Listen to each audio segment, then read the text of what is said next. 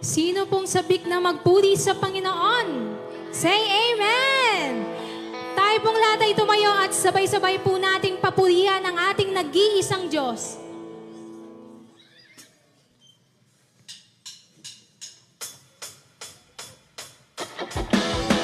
Yes, Lord!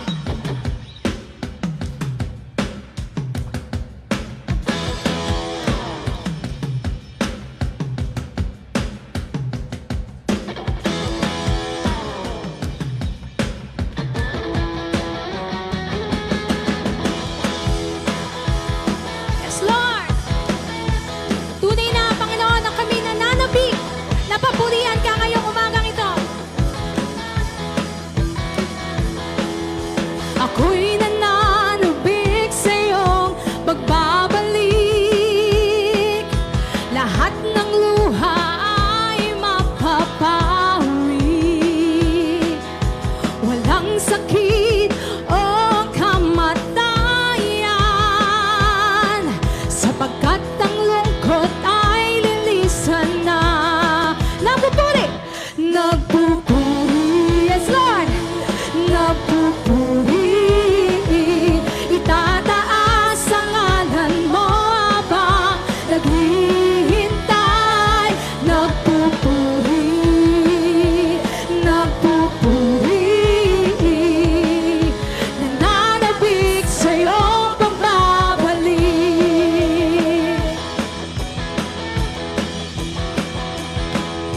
Anong galak, ikaw ay masilayan. Namamangha sa iyong kalwalhatian. Lahat ng tao ay sa iyo luluhod. Sasabihin, Jesus, ikaw ang Diyos. Hey, hey! Nagpupuri, nagpupuri.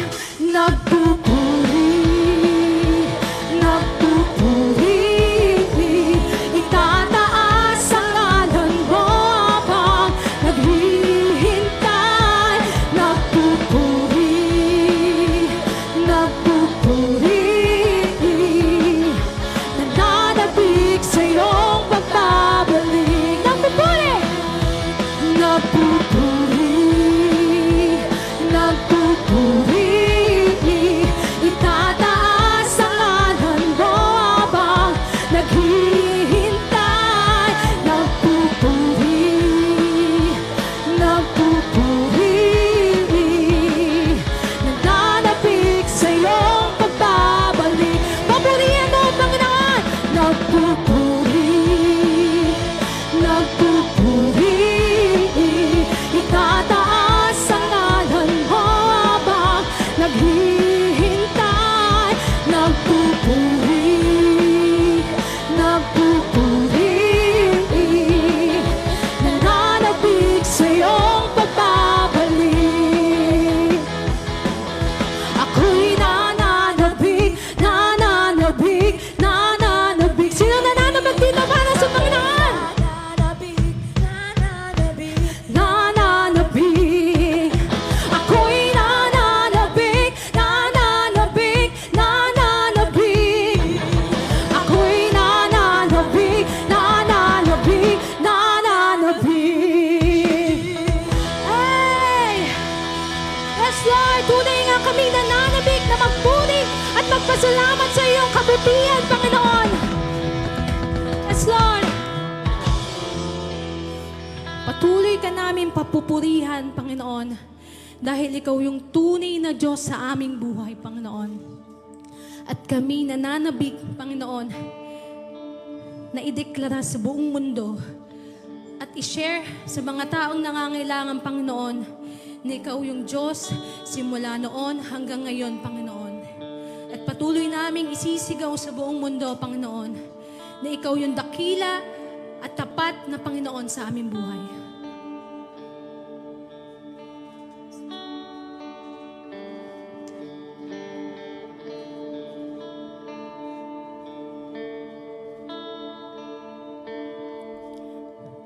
Walang hanggan, katapatan sa buhay ko'y lagi mong laan. Narito dahil sa biyaya mo, habang buhay magpupuri sa'yo. Muli po. Walang hanggan, katapatan sa buhay ko'y lagi mong laan. Narito dahil sa biyaya mo, habang buhay magpupuri sa'yo. Pupuri ka sa awit, itataas ang aking tinig, itatangal sa buhay ko'y tanging ikaw, O Diyos. Higit pa sa kalangitan, ang iyong kaluwalhatian, kadakilan mo'y di mapapantayan. Walang hanggan, yes Lord, katapatan sa buhay ko'y lagi mong laan. Narito dahil sa biyaya mo, habang buhay magpupuri sa'yo.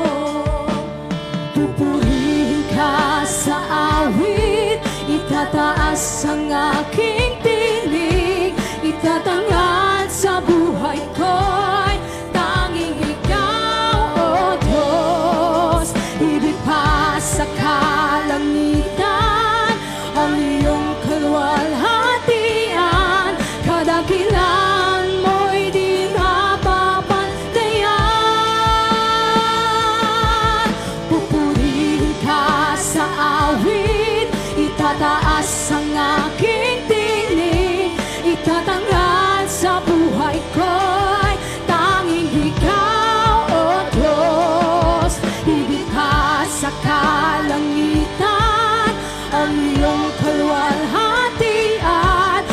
kadakilan mo'y di mapapantayan. Jesus, sa'yo ang kapurihan, kalwalhatian ngayon at magpakailanman. Yes, Lord. Jesus, sa'yo ang karangalan, kapangyarihan ngayon at mapakailanman. Jesus, sa'yo ang kapurihan, yes Lord, kalwalhatian ngayon at mapakailanman. Jesus, sa'yo ang karangalan, kapangyarihan ngayon at mapakailanman. Pupurihin ka sa awit, itataas ang aking tinig, itatanghal sa buhay ko'y tanging ikaw, O Diyos. Higit pa sa kalangitan ang iyong kalwalhatian, kadakilan mo'y di mapapantayan.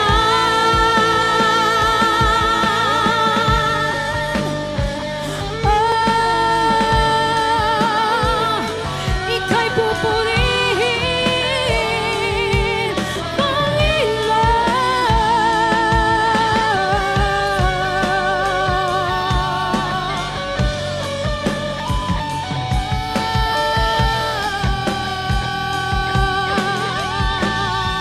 Let's all declare this.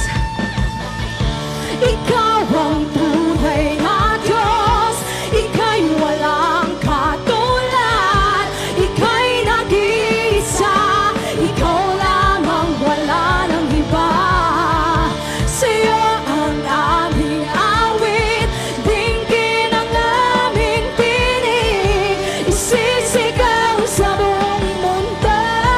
Ikaw ang tunay na Diyos, ikaw ang tunay na Diyos, ika'y walang katulad, ika'y nag-iisa, ikaw lamang, wala nang iba. Sa'yo ang aming awit, dinggin ang aming tinig, isisigaw sa buong mundo. Ikaw ang tunay na Diyos, ikaw ang tunay na Diyos, ika'y walang katulad, ika'y nag-iisa, ikaw lamang, wala nang iba. Sa'yo ang aming awit, dinggin ang aming tinig, isisigaw sa buong mundo. Ikaw ang tunay na Diyos, ikaw ang tunay na Diyos. Awitan mo ang Panginoon. Isigaw mo sa Kanya na ikaw ang tunay na Diyos sa aming buhay, Panginoon. Sa'yo ang aming awit, dinggin ang aming tinig, isisigaw sa buong mundo. Ikaw ang tunay na Diyos, ikaw ang tunay na Diyos. Yes, Lord. Ika'y walang katulad, ika'y nag-iisa, ikaw lamang, wala nang iba. Sa'yo ang aming awit, dinggin ang aming tinig, isisigaw sa buong mundo. Isigaw mo sa Panginoon. Isisigaw sa buong mundo. Isisigaw, isisigaw sa buong mundo. Isisigaw sa buong mundo. Isisigaw sa buong mundo. Isisigaw sa buong mundo. Kadakilaan mo.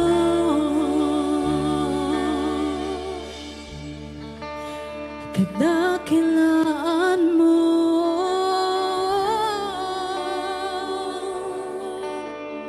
Yes, Lord.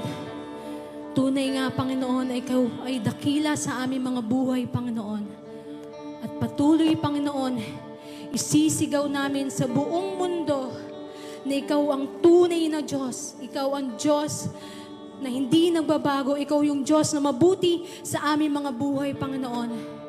At hindi kami magsasawa, Panginoon, na ideklara sa buong mundo ito, Panginoon. Because you deserve it, Lord God. You deserve everything na meron kami, Panginoon. Sinusuko namin to sa iyo ngayon, Panginoon. Maraming salamat, Panginoon, sa iyong pag-ibig, sa iyong blessing, Lord God, sa aming buhay, Panginoon. Walang hanggang pasasalamat, Panginoon, ang aming binabalik. Patuloy, Panginoon, Ikaw ang maitaas sa lugar na ito, Lord God. Ang iyong salita, Panginoon, ang maideklara, Lord God, sa lugar na ito, Panginoon. Maraming salamat at mahal na mahal ka namin, Panginoon. We give back all the praises, the honor, and thanksgiving that you deserve alone. In Jesus' name we pray. Everybody say, Amen! Amen.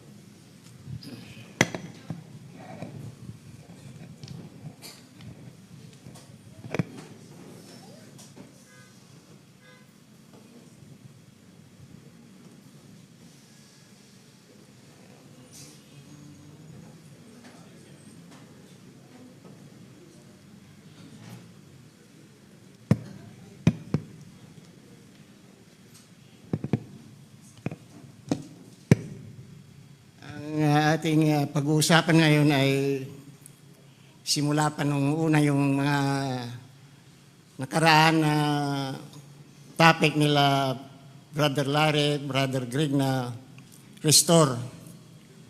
Ang team ay Restore. Enriching what matters most in life and ministry. Yun ang ibig sabihin. Restore, simply having a better life. Renew day by day, from grace to grace, from victory to victory, and from greater glory to God to highest glory to God. Amen. Enriching matters most in life and ministry simply means putting again in existing and position of the things that matters most in Philippians 1 verse 9-12, and serving God in the way that express our revitalized love, trust, obedience, and faith in God. Lord, samahan mo kami ngayong umaga na aming pagbulay-bulayan ang iyong mga salita upang may pahagi, Panginoon, sa aming mga kapatiran na tunay nga, Panginoon, ay makapangyarihan ng iyong mga banal na salita. Lord, maraming salamat na ang umagang ito ay mapanginggan ang aking pinaka-main na mensahe sa umagang ito. Ang teksto ng main text ng pag-uusapan uli natin ang Corinthians verse 4, chapter 16. Kaya't hindi kami nasisiraan ng loob kahit na humihina ang aming katawang lupa, patuloy namang pinapalakas ang aming espiritu sa araw-araw.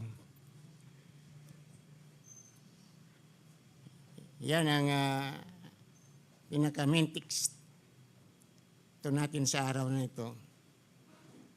And the title for today ay ang magsumikap tayo sa pag-ibanghilyo.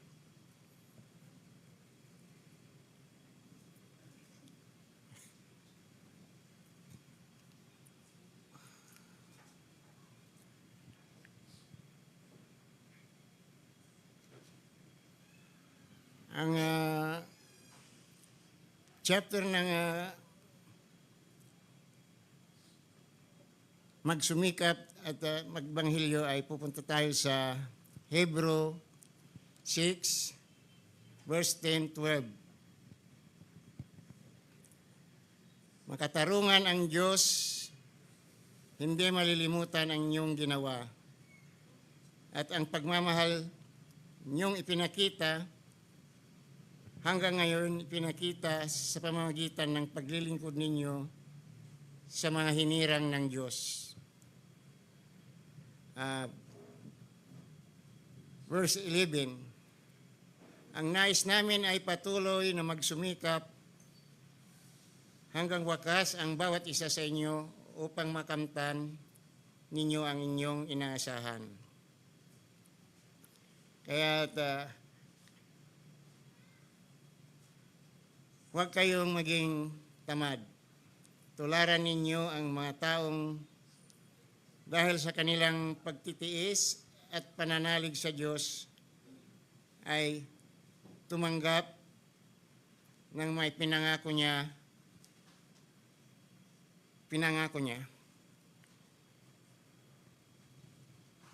Mayroon akong 5 uri ng pag-ibanghilyo.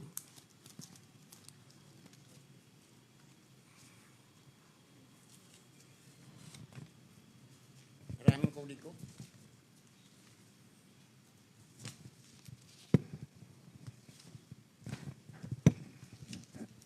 Hindi na tayo natin nakita yata kung nasa na yan. Wala.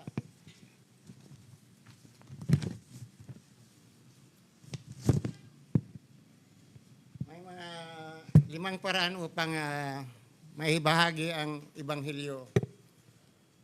Una, lumapit sa Diyos. Lumapit sa Diyos kapag lalo kayong lumalapit sa ating Ama sa langit. Lalo kayong matatanglawan ng kanyang liwanag at galak. Mapapansin ng ibang tao at magtatanong sila tungkol dito. Sa number 2 naman, punuin ang inyong puso ng pagmamahal sa ibang tao. Sikapin, tularan ang pag-ibig ni Kristo at mahabag sa iba. Mahalin at tratuhin sila bilang mga kapwa-anak ng Ama sa langit. Pangatlo, sikapin lumakad sa landas ng pagkakadisipulo. Habang lumalalim ang inyong pagmamahal sa Diyos at sa kanyang mga anak, gayon din ang inyong pangakong sundin si Jesucristo. Ang pagtatahak sa landas ng ang pagkadisipulo ay kailangan ng pagsasanay. Ang pagkukwento sa iba, ang inyong pananampalataya ay magiging karaniwan at likas. Sa katunayan, ang Ebanghelyo ay magiging mahalaga at kailangan bahagi ng inyong buhay na magiging natural. Ang pakiramdam kapag hindi ninyo ito tinalakay sa iba. Amen.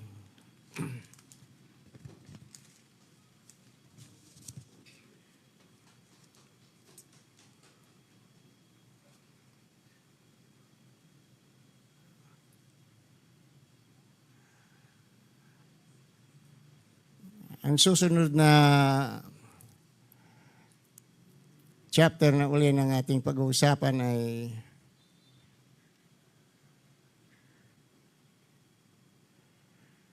mga katangian ng mga lingkod ng Diyos.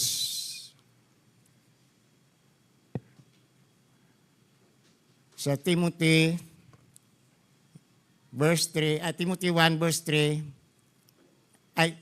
chapter 3 verse 8 and 13. Ang mga tagapaglingkod naman ay dapat din maging kagalang-galang, tapat, mangusap, hindi lasinggo at hindi sakim sa salapi. Kailangan sila'y tapat sa pananampalataya na ating ipinahayag sa may malinis na budhi. 10. Kailangan subukan muna sila at kung mapatunayan sila na karapat-dapat sa kasila gawing mga tagapaglingkod. 11. Gayong din naman ang kanilang mga asawa ay dapat maging kagalang-galang, hindi mapanirang puri, mapagtimpi at tapat sa lahat ng mga bagay. Ang mga tagapaglingkod sa iglesia ay dapat isa lamang ang asawa at maayos na pangangasiwa sa kanilang mga anak at sambahayan. 13. Ang mga tagapaglingkod na tapat sa tungkulin ay magkakamit ng paggalang ng mga tao at nagkakaroon ng malaking tiwala dahil sa pananampalataya kay Kristo. Amen. Mayroon akong isang talata dito sa Timothy verse 1, Timothy verse 2, chapter 3.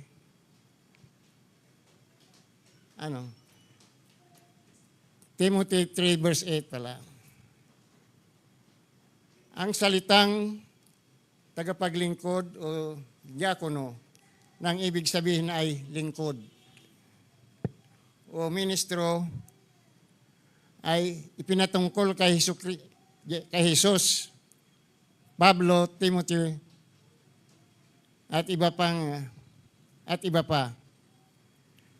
Nakukuha sa mga Kristiyano ang konsepto ng pagiging lingkod mula kay Jesus, na siyang nagpakita at naging halimbawa ng paglilingkod na may pagmamahal para sa iba. Ang unang pagtatag ng gawain ng tagapaglingkod o diakono ay nagsisimula sa gawa, kung saan sila ang naging katulong ng mga apostol sa pantay-pantay na pagbibigay ng mga pagkain sa mga kasama sa iglesia sa Jerusalem. Nagtala si Pablo ng mga katangian ng isang tagapaglingkod o diakono. Kanyang binigyan din ang paglilingkod at katapatan ng bawat isa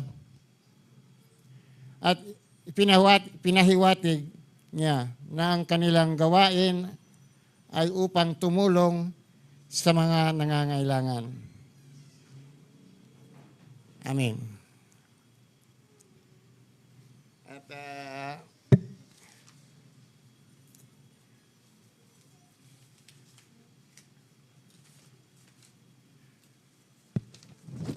tayong kodigo na mahirap hanapin yung ibang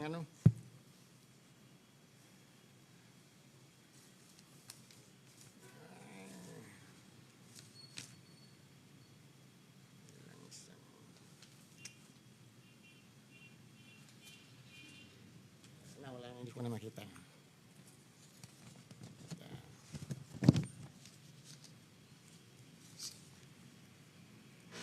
Sa Episode 4, verse 1, mayroong talata si Pablo dito na bilang isang bilanggo, dahil sa paglilingkod sa Panginoon, hinihiling kong mamuhay kayo ng karapat-dapat bilang tinawag ng Diyos. Maging mahinaong kayo, mapagpakumbaba, maunawain at mapagpaumanhin sa mga pagkukulang ng bawat isa bilang pagpapakita ng pag-ibig ninyo. Pagsikapan ninyong mapanatili ang pagkakaisa ninyo mula sa banal na Espiritu sa pamamagitan ng mapayapa ninyong pagsasamahan. Sapagkat iisang katawan lamang tayo na may isang banal sa Espiritu, na Espiritu. At iisa rin ang pag-asang ibinigay sa atin na tawagin tayo ng Diyos. Iisa ang Panginoon natin, iisa ang pananampalataya, at iisang bautismo. Iisang Diyos natin, at siya ang Ama natin lahat. Naghahari siya kumilos at nananahan sa atin lahat. Ngunit kahit na bahagi tayo ng isang katawan, binigyan ng bawat isa sa atin ng kaloob ayon sa nais ibigay ni Kristo. Hinirang tayo para ipangaral ang magandang balita at para sa paglilingkod sa mga pinabanal at para lumago at maging matatag tayo bilang katawan ni Kristo. At napakasarap na pakinggan yung mga talata ni Pablo kapag nung siya ay nasa bilangguan dahil ang tanging pangarap niya lamang ay mabago yung mga tao na sila ay maging isang nananampalataya sa Panginoon. Kaya dapat natin tularan din yung mga salitang mga sinabi ni Pablo at saka mga nababasa rin natin sa Biblia tungkol sa mga paglilingkod na marami doon sa Timothy, sa Episo, halos yun ay lahat ay paglilingkod sa mga tao na malayo sa Panginoon. Mayroon pa akong isang dito na magsumikap sa pag-ibanghilyo. Sabi sa Hebrews 6:11-13, ang nais namin ay patuloy na magsumikap hanggang wakas. Ang bawat isa sa inyo upang makamtan ninyo ang inyong inasahan, kaya huwag maging tamad. Tularan ninyo ang mga tao dahil sa kanilang pagtitiis at pananalig sa Diyos ay tumanggap ng ipinangako niya. Sa 13. Nang mangako ang Diyos kay Abraham, siya ay nanumpa na tutuparin niya ang kanyang pangako dahil walang nakakahigit pa sa kanya panumpa siya sa sarili niyang pangalan. At minanasa namin na ang bawat isa sa inyo ay magpakita gayon ding sikap sa ikalulubos ng pag-asa hanggang sa katapusan. Na huwag kayong mga tamad, kundi mga tulad kayo sa mga nasa pamagitan ng pananampalataya at pagtitiis, magsipagmana sa mga pangako. Kaya wag natin isalang-ala yung mga pangako ng Panginoon dahil yun ang pinaka-importante sa ating buhay. Kung susundin natin lahat na ito ay maraming may bibigay na pagbabago sa ating buhay, maraming mabibigay sa atin na ang ating pananampalataya ay tunay na ramdaman natin na ang Panginoon ay siya lang ang susundin natin sa lahat ng kanyang mga pangako at utos sa atin. Kaya pag-aralan natin lahat ng mga ito, lalong-lalo na sa pag-ibanghilyo dahil yun ay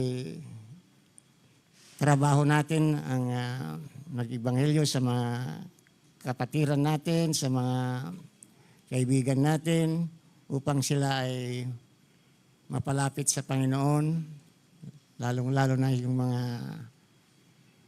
hindi pa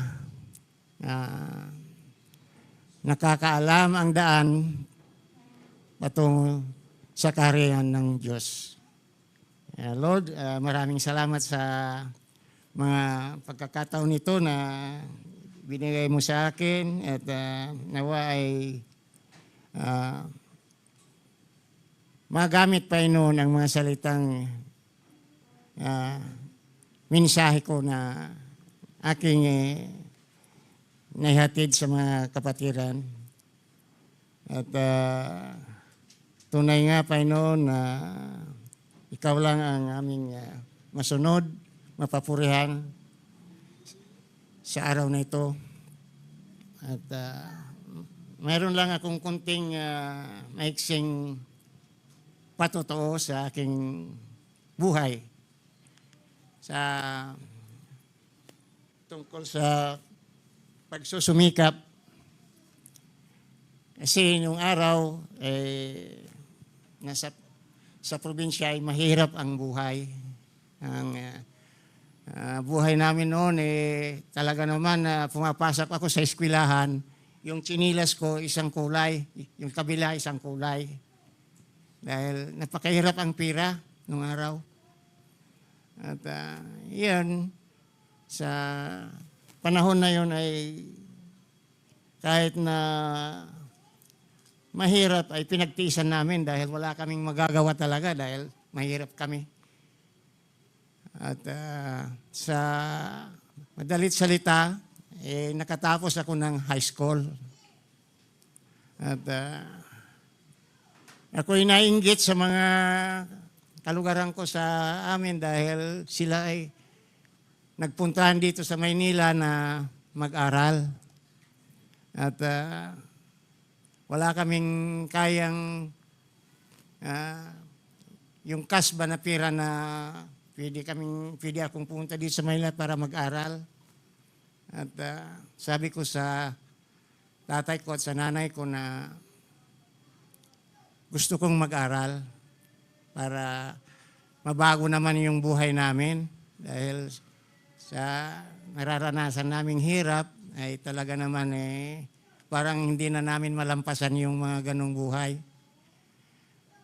At pumayag naman sila na yung mana ko, kung mayroon kayong ibibigay na mana, bibinta ko na. Dahil para mag-aral ako sa Manila kako. At yun, pumayag naman sila. Kung maalala nyo, yung tinirahan natin nung pumunta kayo sa amin sa Pangasinan, yung lugar na yun, yung lupa na yun, yun ang ibininta namin. nung araw. Residential yon na ano, pero hindi pa ganoon ang kwan nun, mga kabahayan. At bininta namin 5,000 lang nung araw, 1974.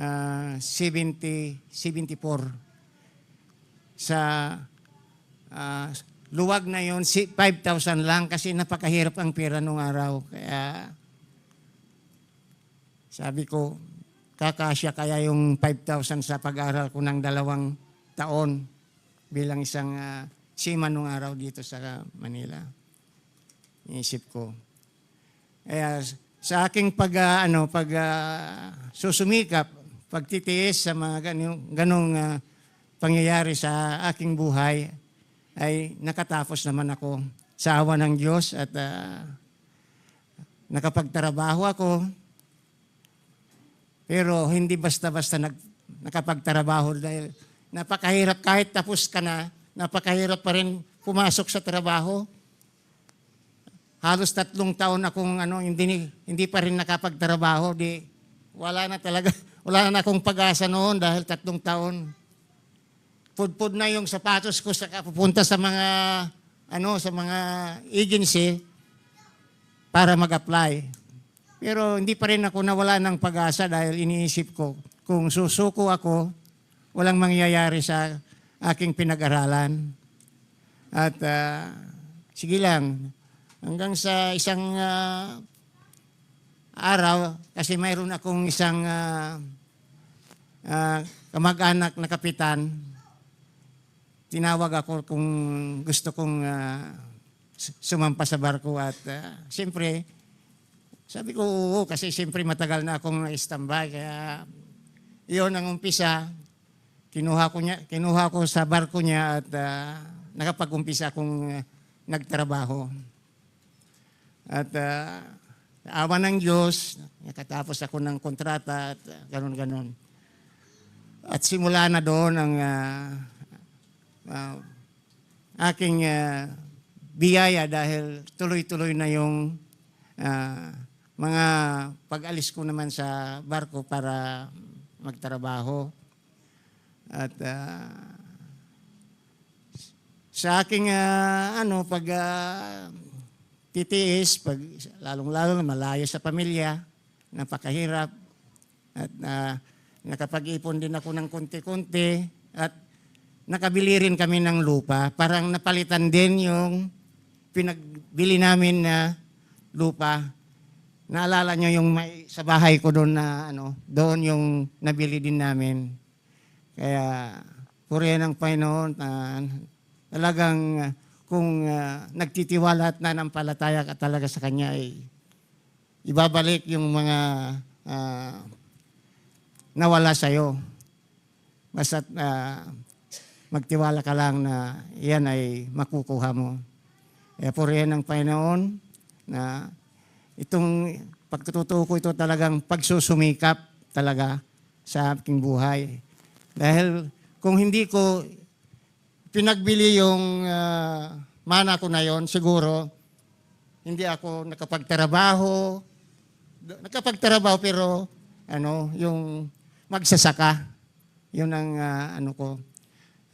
trabaho ko kung hindi ako nakapagtrabaho. Nakapag-aral.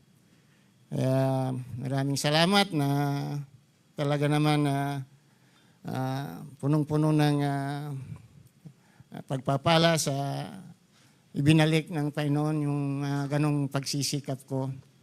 At napakahirap talaga ang buhay kung mahirap tayo bilang isang naipanganak tayo na bilang isang mahirap. Kaya ang tanging pag-asa natin ay yun na lang magsikap para makamtan natin ang yung pagsisikap natin, pagtitiis natin at maaring ang Panginoon ay makita niya ang paghihirap natin ay bibigyan tayo ng pag-asa upang mabuhay na maayos. Yun lang. Thank you.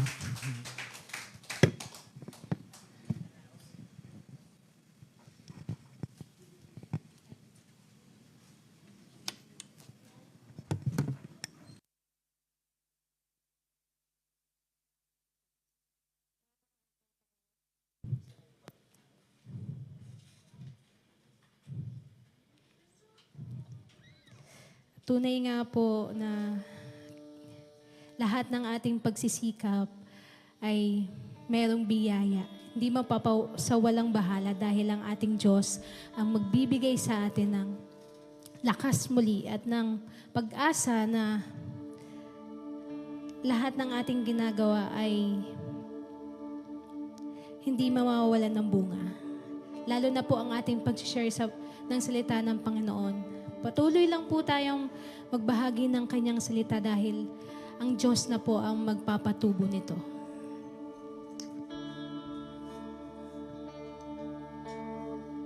As we sing this song, patuloy po nating ideklara at isigaw sa buong mundo na siya ang tunay at dakila na Diyos sa ating buhay.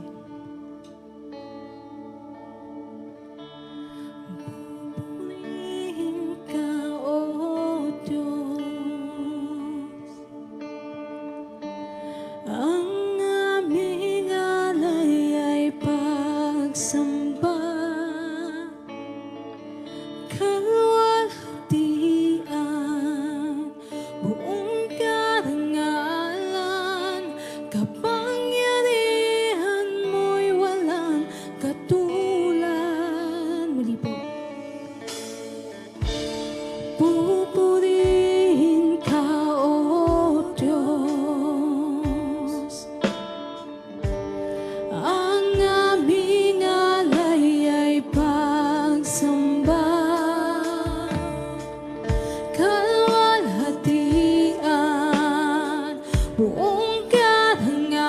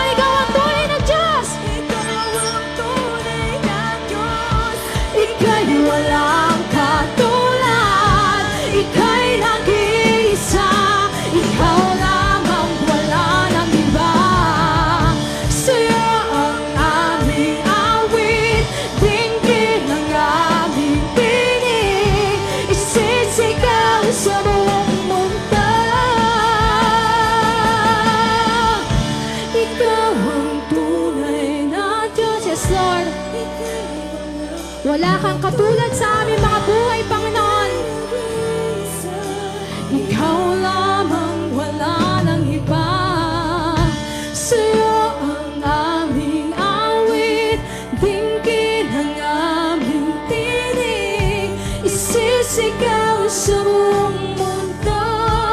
Awitan mo, Panginoon, ikaw ang tunay na Diyos. Ikaw ang tunay na Diyos. Yes, Lord. Wala kang katulad mo, Lord, sa ikaw lamang, wala nang iba. Sa'yo ang aming awit, dinggin ang aming tinig. Isisigaw sa buong mundo. Isisigaw sa buong mundo. Isigaw mo sa buong mundo. Isisigaw sa buong mundo. Ikaw ang tunay na Diyos. Isisigaw sa buong mundo. Isisigaw sa buong mundo. Isisigaw sa buong mundo. Kadakilaan mo.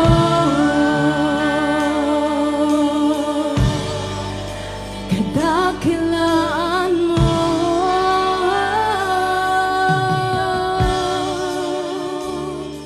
Hallelujah, Lord God.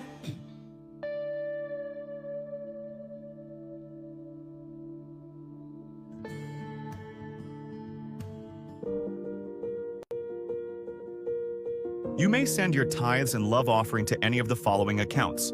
For BPI, for GCash, take a screenshot of the transaction receipts and send it to, and indicate the following.